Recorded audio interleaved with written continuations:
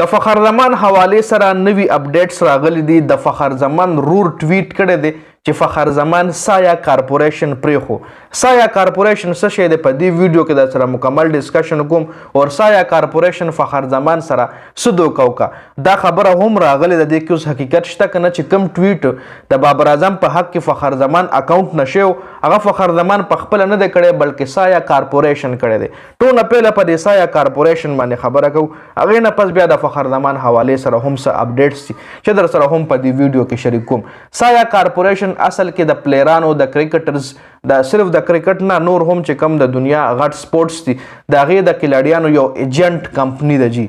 سایا کارپوریشن یو ایجنټ کمپنی ده. د دې جاب دار د کار دار چې د دې کلاډیانو ته ایډز ورکوي د دې کلاډیانو ان او سی ارنج کول د دې کلاډیانو ته مختلف اشتهارات ورکول د دې کلاډیانو سوشل میډیا اکاونټس هم ډیر هینډل کوي جی. د سایا کارپوریشن د کلاډیانو سوشل میډیا اکاونټ هم هینډل کوي هغې نه ټویټ کېدل هغې سره مطلب تاسو به کتلی وي چې ډیر برانډز چې کوم وي هغې ډایرکټلی همدې کلاډي سره لکه اوس یو باټا مثال د باټا شوز درکمه باټا شوز د خپلې کمپنۍ ایډ کول غواړي اشتهار کول غواړي ای ډایرکټ بابر اعظم په اکاونټ باندې رابطه وکړي بابر اعظم لوي چې موږ له دومره ډالر به تاله موږ درکو دومره پیسې به تاله درکو ته زموږ دپاره د باټا شوز یو ایډ وچلو یو اشتهار وچلو نو هغه ټول ارس چې کوم دی هغه سایا کارپوریشن والا منیج کوي. سایا کارپوریشن پاکستان ته چې راغلی د انضمام الحق په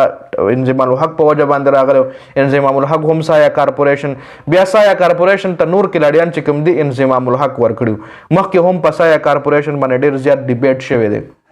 بابر اعظم هم سایا کارپوریشن سره شاهین افریدي هم سایا کارپوریشن غټ کلاډیان دی ټارګټ کوي لکه دا ایجنټان چې کوم دي د غټ کلاډیان ټارګټ کوي د هغې په ترو باندې د خپل هم پیسې ګټي او هغه کلاډیانو ته میکسیمم کانټریکټس ورکوي.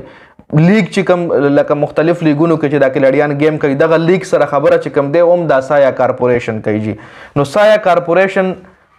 د فخر زمان رور چې کوم دی هغه دا ټویټ وکړو چې سایا کارپوریشن ته فخر زمان خیرباد وي سایا کارپوریشن سره فخر زمان خپلې لارې جدا کړي جی. ایجنټان د خپل لارې ته جدا کړي اوس په څه وجه جدا کړي دا خو مطلب کمپلیټلی چاله علم نشته دی خو ډیر خلک دا وجه هم ظاهروي چې کیدای شي د فخر زمان اکاونټ نه کم ټویټ د بابر اعظم په فیور کې شي وي دا د سایا کارپوریشن ایجنټس کړي وي جی. فخر زمان په خپله نه وي کړي او دا هم شاله یو سازش دی ځکه فخر زمان په کنیکشن کیمپ کې ډایرکټر سره خوله وهلې وه ډایرکټرانو باندې باقاعده غټ تنقیدونه کړي وو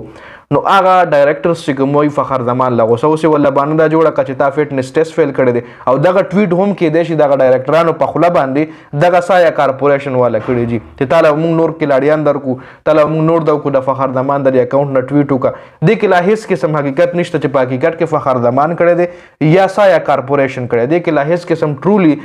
خبر مخې له نه دی راغلی خو اڑتی ہوئی خبرداری چې دا ټویټ هم د فخر زمان د اکاونټ نه سایا کارپوریشن کړی جی.